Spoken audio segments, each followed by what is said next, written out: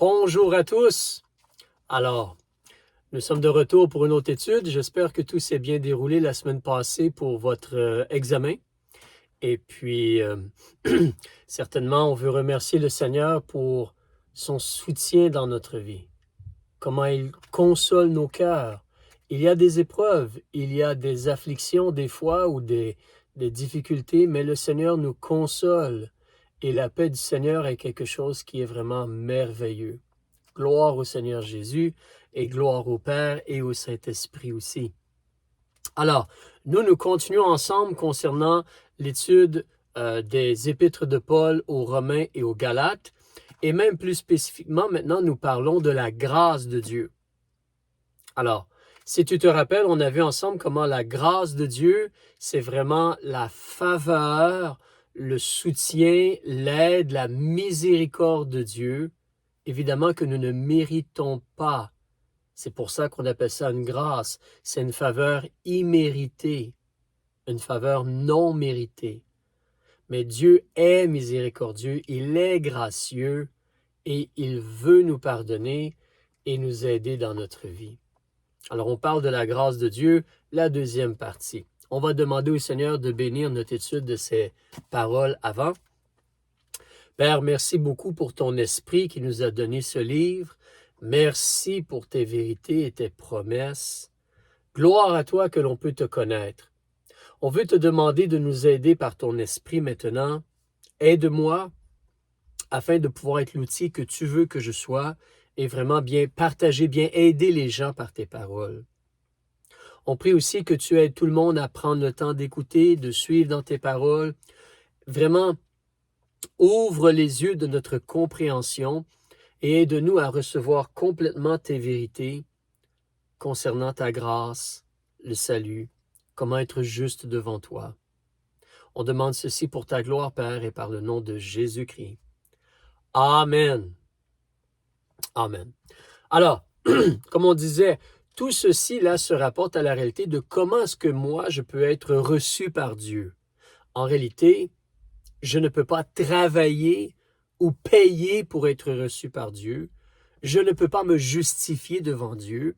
En réalité, Dieu me reçoit parce qu'il est gracieux, il est miséricordieux. Et ça, c'est pour tous les êtres humains. Hommes, femmes, jeunes personnes, peu importe notre race, notre situation, notre capacité physique, notre capacité avec l'argent ou quoi que ce soit, peu importe même notre capacité intellectuelle. La réalité, c'est que Dieu, il est prêt à pardonner. Il a donné Jésus pour faire grâce à tous les êtres humains. Alors, on va parler de cela ensemble. On va regarder 4 passages aujourd'hui. Sur vos notes, vous pouvez voir, premièrement, Éphésiens chapitre 2. Éphésiens chapitre 2. Oui, nous avons touché à cela la semaine passée. Un peu rapidement, je veux juste revenir sur certaines choses, si tu me permets. Puis, de là, on va bondir vers autre chose. Plonger vers autre chose. Éphésiens chapitre 2, s'il te plaît. Page 273. La réalité, c'est que pour tous les êtres humains, nous pouvons être sauvés. Nous sommes sauvés par la grâce de Dieu. Non par nos œuvres ou nos mérites ou notre capacité ou notre religiosité. C'est vraiment une grâce de Dieu. Donc, Éphésiens chapitre 2, je regarde au verset 1. On veut se rappeler. Alors, Paul, de la part de Dieu, il parle aux gens qui habitent dans la ville d'Éphèse. Ces gens-là se sont convertis. Ils ont reçu Christ comme leur sauveur. Mais il faut voir leur situation complète. Donc, au verset 1 du chapitre 2, Paul rappelle aux gens et leur mentionne « Vous étiez morts dans vos fautes et dans vos péchés. » Ça, c'est auparavant, avant de connaître Jésus, avant de recevoir Jésus comme leur sauveur, avant d'être nés de nouveau. Mais auparavant, vous étiez morts, comme sans vie, sans relation avec Dieu, séparés de Dieu, morts dans vos fautes et vos péchés. Votre désobéissance, vous aviez brisé la loi de Dieu.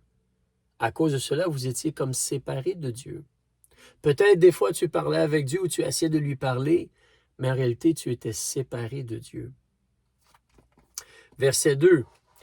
Les fautes et les péchés dans lesquels vous avez marché autrefois. C'est le passé.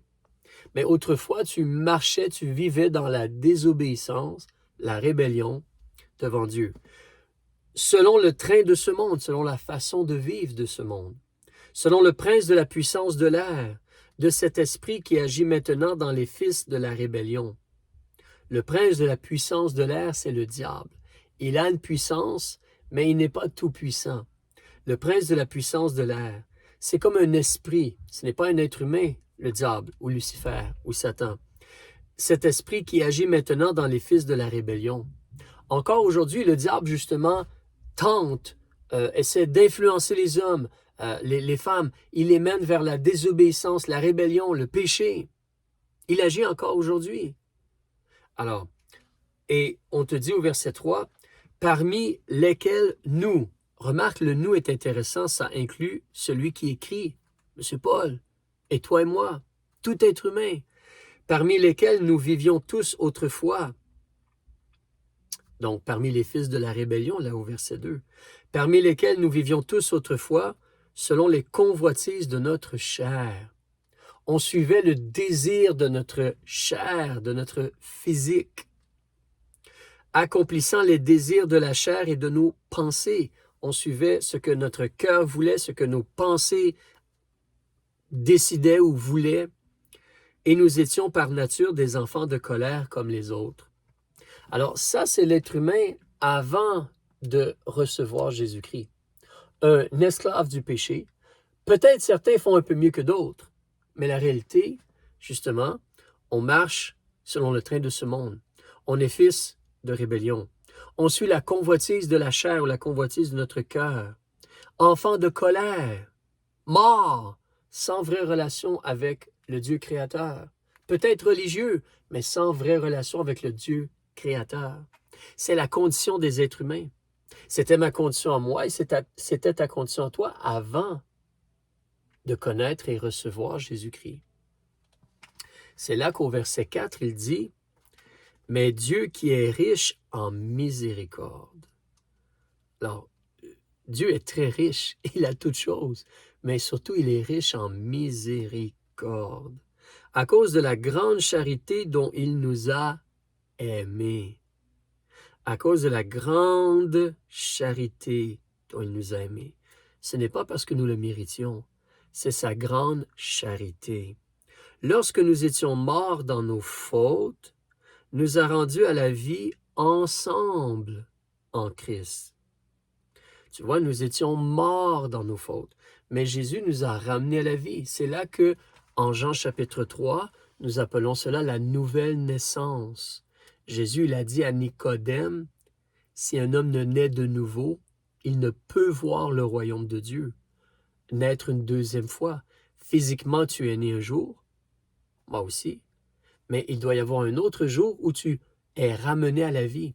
Spirituellement, l'Esprit te ramène à la vie parce que tu fais le choix de recevoir Jésus comme ton sauveur.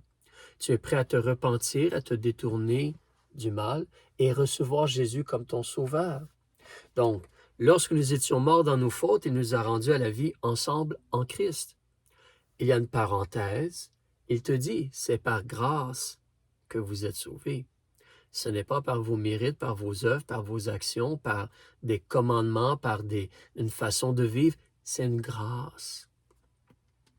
Il nous a ressuscités ensemble et fait asseoir ensemble dans les lieux célestes en Jésus-Christ, afin de montrer dans les siècles à venir les immenses richesses de sa grâce.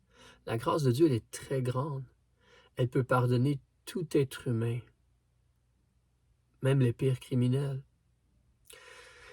Alors, les immenses richesses de sa grâce par sa bonté envers nous en Jésus-Christ. Christ te sauve et techniquement, il te ressuscite et techniquement, il y a déjà une place pour toi dans le ciel. Retourne au verset 6. Il nous a ressuscités ensemble et fait asseoir ensemble dans les lieux célestes en Jésus-Christ. C'est comme une réalité de ce que Dieu a déjà fait. Il a mis son esprit en toi, Maintenant, tu es spirituellement vivant. Et il va y avoir la résurrection où physiquement, tu vas avoir un nouveau corps, un corps glorifié, comme quand Christ est ressuscité. Et pour Dieu, donc tu es déjà comme ressuscité et tu es déjà comme assis dans le ciel. C'est une assurance. Tu vois, lorsque tu choisis de recevoir Christ et d'espérer dans la personne de Jésus et son sang versé, sa mort, son ensevelissement et sa résurrection, tu es assuré d'une place au ciel. Tu es comme déjà assis dans les lieux célestes. Incroyable! Dieu est merveilleux. Verset 8. Car vous êtes sauvés, comme on a vu l'autre fois, c'est déjà accompli. Vous êtes sauvés par la grâce, par le moyen de la foi. Et cela ne vient pas de vous. Le salut, ça ne vient pas de toi. C'est un don, un cadeau de Dieu. Le pardon ou la délivrance du feu éternel. Parce que c'est ce que nous méritons pour avoir désobéi, le feu éternel. Mais Dieu nous sauve. C'est un don de Dieu. Verset 9, ce n'est point par les œuvres, afin que personne ne se glorifie. Donc, si un homme religieux, peu importe qui il est, peu importe ce qu'il pense qu'il est, si un homme religieux vient devant toi et dit, « Ah, si tu veux que Dieu t'accepte, tu dois faire ceci, faire cela, accomplir ceci, donner de l'argent, tu dois travailler. » Non, c'est un mensonge. Les Écritures nous disent clairement, ce n'est point par les œuvres, c'est une grâce de Dieu c'est la grâce de Dieu qui peut te sauver. Seulement la grâce de Dieu, pas les œuvres. Regardons un autre exemple. Dieu ne nous a pas sauvés à cause de nos œuvres, mais à cause de la grâce. La seconde épître de Paul à Timothée, avance avec moi s'il te plaît. La seconde épître de Paul à Timothée, le chapitre 1, page 301 dans ta Bible, s'il te plaît. Excuse-moi. Alors, seconde épître de Paul à Timothée, chapitre 1, je vais regarder le verset 8. Paul, il parle à M. Timothée qui est un pasteur. Et il lui dit au verset 8, « N'aie donc point honte du témoignage de notre Seigneur, ni de moi son prisonnier, mais souffre avec moi pour l'Évangile par la puissance de Dieu. » Dieu, verset 9, qui nous a sauvés. Tu vois, c'est déjà accompli. En réalité, lorsque tu lis le Nouveau Testament, il y a plusieurs versets comme les deux qu'on vient de regarder. Éphésiens 2, verset 8, qui dit « Car vous êtes sauvés », c'est déjà accompli. Celui-ci, qui nous a sauvés, c'est un participe passé, c'est déjà accompli. Il va nous sauver, il nous a sauvés, c'est déjà accompli. La réalité des paroles et des promesses de Dieu et de Jésus, c'est que lorsque tu invoques le nom du Seigneur, il te sauve là, à ce moment-là et pour l'éternité, parce qu'il est gracieux, parce que le sang de Christ couvre tes péchés, pas parce que tu as fait ou vas faire du bien. Alors, il nous a sauvés et nous a appelés par un saint appel, non selon nos œuvres. Il nous a sauvés non selon nos œuvres, mais selon son propre dessein, cela veut dire son propre plan, et selon la grâce qui nous a été donnée en Jésus-Christ avant tous les siècles. La réalité, c'est qu'avant que toi et moi on soit créés, Dieu avait déjà établi Jésus comme le sauveur du monde. Et Jésus est venu et a donné sa vie. Alors la grâce de Dieu, elle est déjà là comme en Jésus. Mais le moment où tu te repens, le moment où tu invoques le nom de Jésus, tu reçois la grâce et tu es sauvé. Non à cause de tes œuvres, mais à cause de la grâce de Dieu. Donc, Jésus a déjà été établi comme le sauveur avant que toi et moi on soient créés. Et lorsqu'on invoque son nom, il nous sauve parfaitement. Quiconque invoquera le nom du Seigneur sera sauvé. Regardons un troisième passage. Alors, la grâce de Dieu, c'est pour le salut de tous les êtres humains, tous les hommes. Viens avec moi dans l'épître de Paul à M. Tite. On veut la page 306. Alors, Tite, donc 1 Timothée, 2 Timothée. Après cela, tu vas voir l'épître à M. Tite. On veut le chapitre 2 et on va débuter au verset 11. Verset 11. On nous dit ici, car la grâce de Dieu pour le salut, la délivrance. N'oublie pas, le problème, c'est que nous sommes coupables. Nous méritons le feu éternel, l'étang ardent de feu et de soufre, la seconde mort. Apocalypse chapitre 20, versets 10 à 15 environ, et chapitre 21, verset 8. Tu peux regarder cela peut-être plus tard, si tu n'as jamais lu cela. Mais c'est ce que nous méritons pour nos péchés. Et la grâce de Dieu pour le salut, la délivrance de tous les hommes. Donc c'est la grâce de Dieu pour le salut de tous les hommes, a été manifestée. Oui, Jésus est venu. C'est pour tous les êtres humains. Verset 12, excuse-moi. Et elle nous enseigne, cette grâce-là, elle nous enseigne à renoncer à l'impiété et aux convoitises mondaines et à vivre en ce présent siècle dans la tempérance, dans la justice et dans la piété. Ça, c'est la réalité. Nous allons en parler plus, mais c'est la repentance. Je ne peux plus vivre comme je vivais auparavant. C'est-à-dire que justement, la grâce de Dieu qui me sauve, elle m'enseigne que hey, Dieu est tellement bon, je devrais l'obéir et l'aimer. Et en plus, il a mis son esprit en moi pour m'aider à faire le bien maintenant. Je ne suis plus un esclave du péché si Jésus habite dans mon cœur par le Saint-Esprit. Si je suis né de nouveau, je ne suis plus un esclave du péché. Par l'aide de Jésus, je peux choisir de faire ce qui est bien et agréable à Jésus. Merci Jésus. Mais la grâce de Dieu nous enseigne à renoncer à l'impiété. L'impiété, c'est l'opposé de la piété. La piété, c'est quand tu t'attaches à Dieu et tu essaies de vivre comme il demande de vivre, de garder ses commandements. L'impiété, c'est l'opposé. Tu ne veux rien savoir de Dieu et tu ne crains pas Dieu et tu fais ce que tu veux, comme tu veux, quand tu veux. Mais on doit renoncer à cela. On doit renoncer aussi aux convoitises mondaines. C'est-à-dire que la tentation, comme le monde, hein, tu sais ce qui contrôle le monde présentement, c'est l'orgueil de la vie, c'est la convoitise des yeux, on veut et on prend, et la convoitise de la chair, on fait ce qu'on a le goût de faire pour se satisfaire personnellement, peu importe les vérités de Dieu, peu importe mon prochain, mais ça, ce n'est pas bien. Donc, on doit renoncer aux convoitises mondaines. On veut vivre à la place présentement. On sait qu'on s'en va au ciel.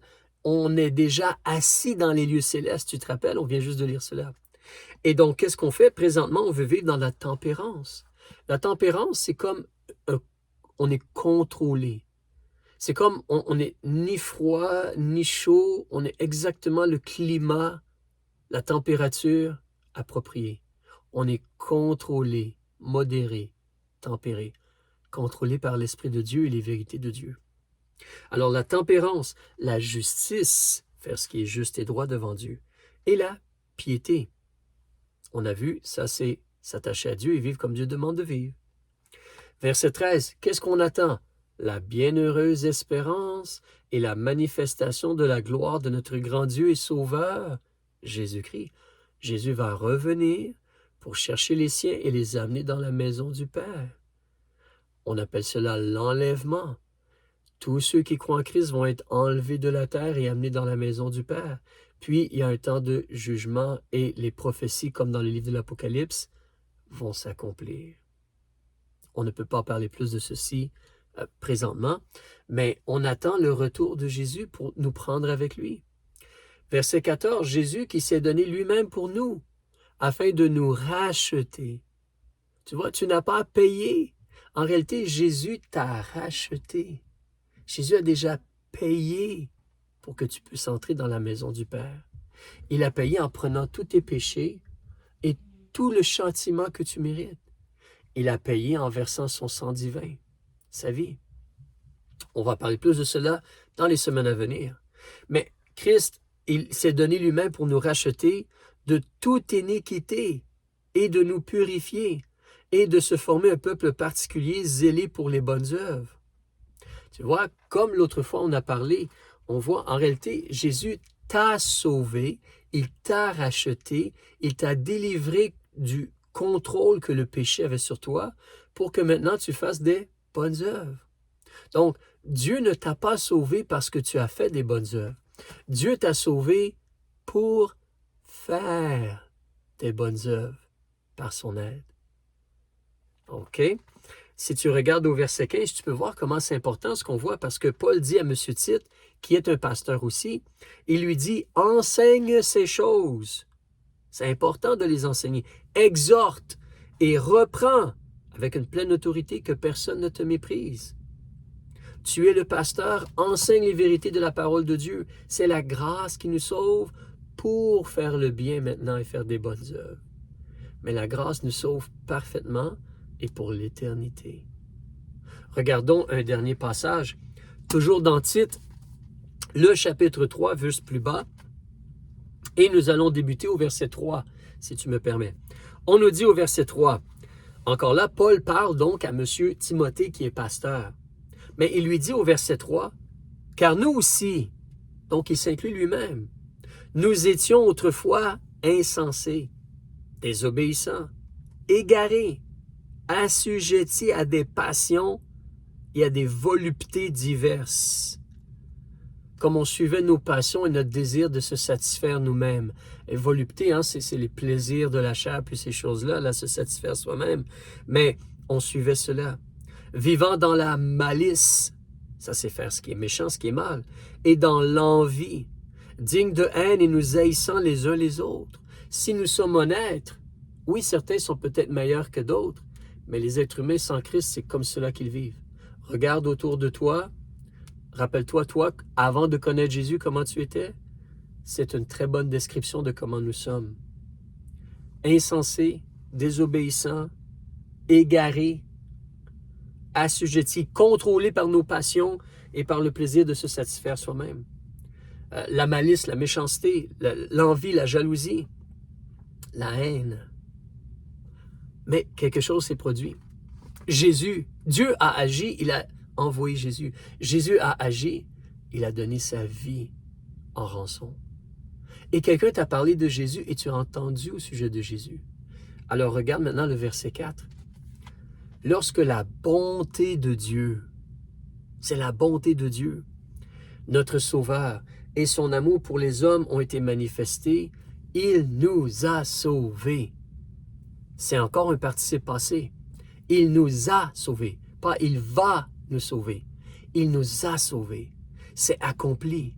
Lorsque tu espères dans le sacrifice de Christ, tu es sauvé. C'est accompli, c'est réglé.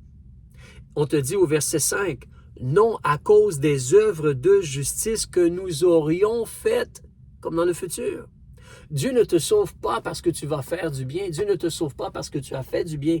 Dieu te sauve parce qu'il est bon. Alléluia. Dieu te sauve parce qu'il est gracieux. On va le voir dans un instant. Mais donc, lorsque la bonté de Dieu, notre Sauveur, et son amour pour les hommes ont été manifestés, il nous a sauvés. Non à cause des œuvres de justice que nous aurions faites, mais selon sa miséricorde, par le bain de la régénération et le renouvellement du Saint-Esprit. C'est la miséricorde de Dieu. Qu'est-ce que c'est que le bain de la régénération? Ou comme le lavement de la régénération? Ce n'est pas le baptême. Ce n'est pas quelque chose que nous faisons physiquement. Il te dit clairement, le bain de la régénération et le renouvellement du Saint-Esprit. Ces deux choses-là, la régénération et le renouvellement, c'est par le Saint-Esprit que cela se fait. Régénération veut dire être ramené à la vie, comme renaître. Tu sais, il y a le mot en français, le nom même. Je m'appelle René. René veut dire tu as été ramené à la vie. Alors, mais renaître, régénération, être ramené en génération ou en vie. Alors ça, c'est le Saint-Esprit qui nous ramène à la vie. C'est naître de nouveau. C'est naître de l'Esprit avec un E majuscule. Naître de l'Esprit. C'est un renouvellement parce que le Saint-Esprit vient habiter en toi, te ramène à la vie, met le sang de Christ sur toi et te justifie. On va parler plus de ces choses dans les semaines à venir, mais ça, c'est le bain de la régénération et c'est le renouvellement du Saint-Esprit. Parce que tu as cru en Jésus, parce que le sang de Jésus t'a lavé, parce que Jésus est mort à la croix, enseveli et ressuscité, tu suis l'exemple de Jésus et physiquement, tu choisis de te faire baptiser, pas pour être sauvé, Mais parce que tu veux suivre l'exemple de Jésus et suivre l'enseignement de Jésus, qui dit, ce qui est maintenant dans votre cœur, vous êtes mort, enseveli et ressuscité avec Jésus. Maintenant, tu le démontres publiquement. Tu démontres ta foi. Tu démontres que moi, je suis mort avec Jésus, enseveli et ressuscité en vie nouvelle pour faire de bonnes œuvres, parce que Jésus m'a sauvé. Le baptême, donc, c'est essayer de suivre l'exemple de Jésus et obéir à Jésus et s'identifier ou s'associer à Jésus, s'identifier publiquement à Jésus. C'est comme revêtir Jésus devant tous les êtres humains. Alors, ce n'est pas ça qui nous sauve, c'est parce que nous sommes sauvés que nous lisons la Bible, ou allons à l'Église, ou prions, ou aimons notre prochain, ou on se fait baptiser, une fois pour tout, de la bonne façon. Mais ça, ce n'est pas le baptême ici, c'est le bain de la régénération et le renouvellement du Saint-Esprit. C'est le Saint-Esprit qui nous ramène à la vie. Continuons au verset 6, parlant du Saint-Esprit, que comme Dieu a répandu avec richesse sur nous par Jésus-Christ, notre Sauveur, afin que justifiés, comment? Par sa grâce. Nous sommes justes devant Dieu parce que sa grâce est sur nous, ou le sang de Jésus sur nous, où nous avons choisi de nous repentir et d'espérer en Jésus, de demander à Jésus d'être notre Sauveur. Mais justifiés par sa grâce, nous sommes héritiers, ou nous fussions héritiers de la vie éternelle selon notre espérance. Nous savons que nous avons la vie éternelle parce que nous avons Christ. Nous avons l'assurance de la vie éternelle parce que nous avons Christ comme notre Sauveur. L'assurance de la vie éternelle. Encore une fois, au verset 8, regarde comment il parle au pasteur, M. Tite. Il lui dit, « Cette parole est certaine, et je veux que tu établisses fortement ces choses, afin que ceux qui ont cru en Dieu s'appliquent à pratiquer les bonnes œuvres. Voilà les choses qui sont bonnes et utiles aux hommes. » Alors tu vois encore, la grâce nous sauve pour faire des œuvres, Mais c'est la grâce de notre Dieu, par faveur, par amour, par miséricorde, par le travail que Jésus a fait sur la croix, lorsque nous nous détournons du péché et nous espérons en Jésus, nous sommes sauvés pour maintenant servir Dieu par l'aide de son Esprit. On va terminer avec quelques petits encouragements. Actes chapitre 13, page 186. Actes chapitre 13, verset 43.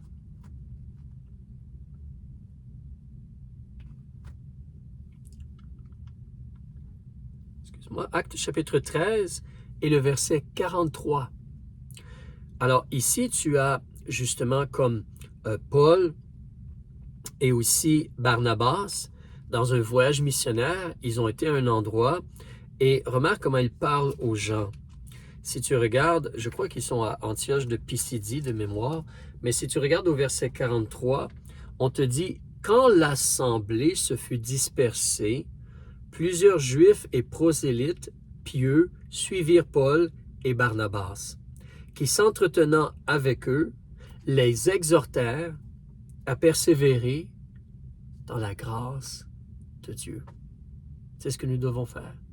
C'est la grâce de Dieu qui nous a sauvés et dans notre vie de tous les jours, on persévère dans cette grâce, on demande la grâce de Dieu et par la grâce de Dieu, on sert notre Dieu. Un autre exemple, Hébreux chapitre 12. Hébreux chapitre 12, l'Épître aux Hébreux, tu veux la page 321 s'il te plaît. Épître aux Hébreux chapitre 12, et regarde avec moi le verset 15. Le verset 15, un encouragement. Peut-être M. Paul a écrit l'Épître aux Hébreux, mais un encouragement de la personne qui a écrit l'Épître aux Hébreux ou de l'Esprit de Dieu à travers la personne qui a écrit l'Épître aux Hébreux. Verset 15. Veillant à ce que personne ne se prive de la grâce de Dieu. C'est la grâce qui t'a sauvé. Continue à demander et persévérer dans la grâce de Dieu. Toujours le chapitre 12, regarde versets 28 et 29 en terminant. il nous dit, c'est pourquoi, saisissant le royaume inébranlable, conservons la grâce, afin que par elle nous rendions notre culte un service à Dieu, d'une manière qui lui soit agréable, avec respect et crainte. C'est la grâce qui nous a sauvés, et par la grâce, on sert notre Dieu. Parce que notre Dieu est aussi un feu consumant. La réalité, c'est que il y a des comptes à rendre à Dieu. Et justement, sans Jésus-Christ, les gens n'ont pas d'espérance. Ils n'ont aucune espérance. Mais si nous avons Jésus-Christ, nous sommes sauvés par la grâce. Et on veut conserver la grâce. On veut conserver la grâce. Donc, soyons encouragés. Dieu a tout fait pour que tu puisses avoir le pardon de tes péchés, la vie éternelle et être reçu par lui. Mais c'est une grâce. Nous sommes sauvés, c'est déjà accompli par sa grâce si nous avons évoqué le nom du Seigneur. Nous sommes sauvés pour maintenant l'aimer et le servir et accomplir les bonnes œuvres qu'il a préparées d'avance pour nous. Bon courage, on se reparle. Bien, en réalité, je vous souhaite de belles vacances ou semaines pour le temps de Noël et tout cela. J'espère que vous allez être bénis et être en famille avec ceux que vous aimez et tout cela. Et Dieu voulant, on se reparle après la pause du temps de Noël et tout cela. Sinon, on se voit au ciel. Au revoir.